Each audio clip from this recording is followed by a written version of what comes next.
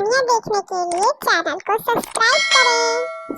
सौतेली माँ की कहानी। आज रमेश बहुत ज्यादा खुश था क्योंकि उसकी माँ जो कि सौतेली थी आज उसकी शादी के बाद उसके पास रहने आ रही थी। सुनो सीमा, आज मेरी माँ बहुत दूर से हमारे पास आ रही है। ठीक है जी, आप टेंशन मत लीजिए, मैं उनका अच्छे से ख्याल रखूंगी। सीमा, उनका स्वभाव बहुत गर्म है, तुम उनके सामने चुप रहना। अगर वो कोई बात बोले उनका आदर सत्कार करना, उनको कभी भी पलट कर जवाब नहीं देना। अच्छा सीमा, तुम घर की सफाई करो, मैं माँ को लेकर आता हूँ। सीमा भी बहुत ज्यादा खुश थी क्योंकि आज वो शादी के बाद पहली बार अपनी सास से मिलने वाली थी। सौतेली माँ है, पता नहीं कैसी होगी, पर जिस जिस तरह से रमेश ने उनकी तारीफ की है अच्छी ही होगी। इतने में सीमा अपने घर के कामों में लग जाती है। वो जल्दी से घर की सफाई के लिए तैयार हो जाती है और धीरे धीरे करके अपने घर को साफ करती रहती है कि मेरी सासू माँ ने आना है, मुझसे कोई आज गलती ना हो जाए। जल्दी से झाड़ू पोछा करती है और मन ही मन में सोचती रहती है कि पता नहीं सासू माँ का स्वभाव कैसा होगा और उनको मैं पसंद आ जाऊंगी कि नहीं। वो तरह तरह के पकवान बना कर अपने किचन में रख देती है ताकि उसकी सासू माँ उससे बहुत ज्यादा इम्प्रेस हो जाए। इतने में रमेश रेलवे स्टेशन पर पहुंच जाता है अपनी माँ को लाने के लिए। ये है शीला देवी, ये रमेश को बिल्कुल भी प्यार नहीं करती। सौतेली माँ तो सौतेली ही रहती है, जितना भी कर लो वो कभी भी आपको अपने बेटे की तरह नहीं प्यार करेगी। आज ये रमेश के पास उसका घर जोड़ने नहीं तोड़ने के लिए आई है। वो कैसे, आइए कहानी में देखते हैं। रमेश अपनी माँ के पैर छूता है और पूछता है, माँ आने में कोई तकलीफ तो नहीं हुई? नहीं नहीं बेटा, कोई तकलीफ नहीं हुई। और तू इतना दुबला क्यों लग रहा है? तेरी बीबी तुझे खाने के लिए कुछ नहीं देती? इतने में वो दोनों घर पर पहुंच जाते हैं। सीमा अपने घर पर सारी तैयारियां कर अपनी सास का इंतजार कर रही थी और सास उसके सामने ही आ जाती है। सीमा अपनी सास के पैर छूती है और उसका आशीर्वाद लेती है। जीती रहो बहू, कैसी हो तुम? मैं तो बहुत अच्छी हूँ सासू माँ, और आपको कोई आने में तकलीफ तो नहीं हुई? नहीं नहीं बेटा, मुझे कोई तकलीफ नहीं हुई। और सास मन ही मन में बोलती है, तुम सबको तकलीफ देने के लिए ही यहाँ पर आई हूँ। क्या सासू माँ, आपने कुछ बोला? नहीं बेटा, मैंने कुछ नहीं बोला। इतने में रमेश अपने काम पर चला जाता है। अच्छा बहू, कुछ खाने के लिए भी दोगी या फिर नहीं? हाँ हाँ माँ जी, मैंने आपके लिए बहुत सारे पकवान बना कर रखे हैं। ठीक है बेटा, तो तुझे मेरा बेटा कैसा लगा? बहुत अच्छे हैं आपके बेटे। यह कहकर वो अपनी सासू माँ को उनका कमरा दिखाती है। कमरा एकदम चकाचौंध था। इन्हें नहीं पता कि मैं यहाँ पर इन्हें जोड़ने नहीं तोड़ने के लिए आई हूँ। शीला देवी तो सारी प्लानिंग बनाकर आई थी कि कैसे अपने सौतेले बेटे का घर तोड़कर ही जाएगी। कुछ देर बाद जब वो सीमा और रमेश को किचन में एक साथ देखती है तो उसके तो पैरों तले जमीन निकल जाती है। इस मियाँ बीबी में तो बहुत ज्यादा प्यार है। रमेश और सीमा एंजॉय करते हुए खाना बना रहे थे और थालियां सजा रहे थे। अच्छा सुनो ना, आज रात को तुम क्या बनाओगी? देखती हूँ। इतने में सासू माँ ने जोर से रमेश रमेश चिल्लाना शुरू कर दिया। हाँ हाँ माँ, क्या हो गया? रमेश ने अपनी माँ को बोला, तुम यहाँ पर क्या कर रहे हो? तुम्हें नहीं पता हमारे घर में जो मर्द होते हैं वो कभी खाना नहीं बनाते। तुम्हारी बीबी ने तो तुम्हें अपने पीछे लगा रखा है।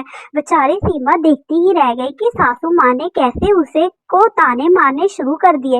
माँ ऐसा कुछ नहीं होता, यहाँ पर हम दोनों मिलकर खाने बनाते हैं। नहीं, जब तक मैं यहाँ पर हूँ तुम दोनों ऐसे खाना नहीं बनाओगे। तुम मर्द हो ना कि जनानी, जनानियों की तरह किचन में क्या कर रहे हो? उसे घड़ीस कर बाहर ले जाती है। बेटा देखो, आजकल की लड़कियां बहुत ज्यादा चालाक है, वो तुझे अपने पीछे लगा बैठी है, तू भी उसके पीछे लग गया है, इसीलिए रसोई में जाकर खाना बनाता है। ऐसी कोई बात नहीं है माँ, आजकल के लड़के सब कुछ करते हैं, और जब मैं यहाँ पर अकेला था तब भी तो खाना बनाता था। जो भी था बेटा, जब अब मैं आ गई हूँ तो किचन में नहीं जाएगा, खा मेरी कसम। ठीक है माँ। शीला ने बहुत कोशिश की कि रमेश अपनी बीवी पर गुस्सा करे, पर रमेश ऐसा नहीं था। वो शीला के पास गया और उसे समझाया, माँ थोड़ी पुराने ख्यालों की है, तुम उनका गुस्सा मत मानना। मैंने तुम्हें बताया था ना कि उनका स्वभाव थोड़ा गर्म है। मैं तुम्हारे साथ हर वक्त हर दिन तुम्हारे पास खड़ा रहूंगा। इतने में वो अपने काम पर चला जाता है और कुछ दिन ऐसे ही बीत जाते हैं। एक दिन सीमा अपने घर की सफाई कर रही थी। सासू माँ उसके पास आती है। सारा दिन घर की सफाई ही करती रहती हो, सास आई है, उसका ख्याल तो रख लो, कहीं तुम्हें काम ना करना पड़ जाए, इसीलिए तुम मेरी कोई भी बात नहीं सुनती। नहीं नहीं सासू माँ, बताइए आपको क्या काम करवाना है। मैं तो घर की सफाई कर रही थी। सुबह से एक कप चाय नहीं दिया तुमने मुझे। चाय तो बना दो, महारानी की तरह जब देखो अपने घर पर ही हुक्म चलाती रहती हो। सीमा बेचारी निराश हो जाती है और चाय बनाने के लिए चल पड़ती है। सासू माँ ऐसे कैसे बात कर सकती हैं मुझसे? मुझे समझ में नहीं आ रहा कि उन्हें मुझसे प्रॉब्लम क्या है। जब देखो मुझे ताने मारती रहती हैं। अगर रमेश ने मुझे चुप ना करवाया होता तो मैं आज इनका जवाब देकर ही रहती। इतने में सीमा उनको चाय बनाकर दे देती है। माँ चाय पी रही होती है और रमेश उसके पास चला जाता है। माँ क्या कर रही हो? तुम्हारा मन तो लग गया? हाँ हाँ बेटा, मन लग गया। देखो अभी चाय बना के खुद पी रही हूँ। तुम्हारी बीवी सुबह से कमरे में ही पड़ी है। मुझे नहीं लगता कि वो कोई घर का काम कर रही होगी। तभी रमेश को गुस्सा आ जाता है कि माँ कैसे खुद चाय बनाकर पी रही है और सीमा कमरे में बैठी है। तभी वो जाता है सीमा के पास। सीमा, तुमने मेरी माँ को चाय क्यों नहीं बना के दी? अरे अभी तो देकर आई हूँ चाय बनाकर।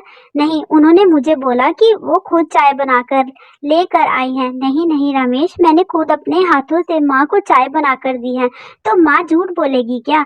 मुझे नहीं पता कि माँ झूठ बोल रही है कि नहीं, मैंने खुद अपने हाथों से चाय बनाई है।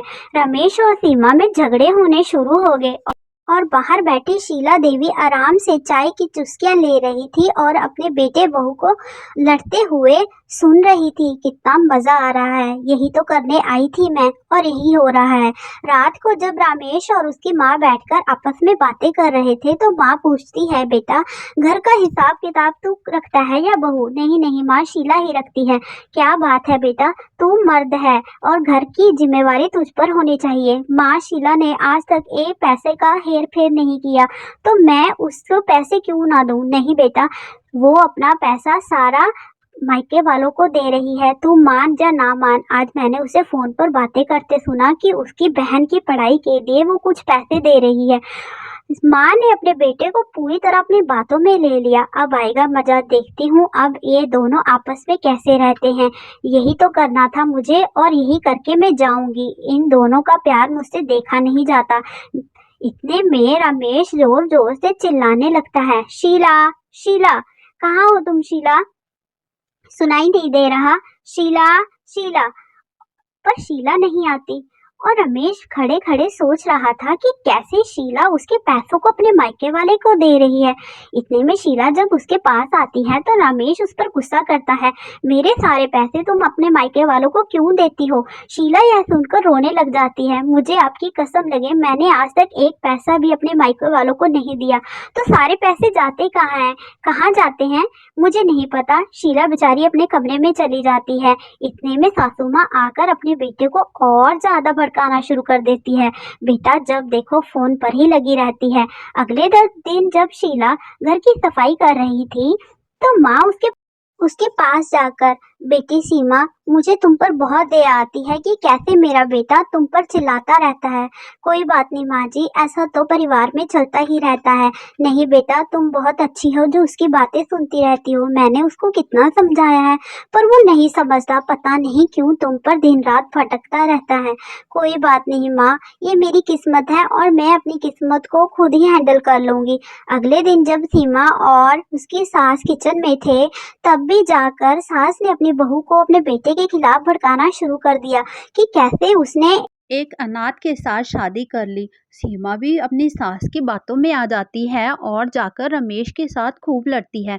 रमेश और सीमा का झगड़ा इतनी जोर जोर से हो रहा था कि बाहर बैठी शीला देवी खूब खूब जोर जोर से हंस रही थी। अब आ रहा है मजा।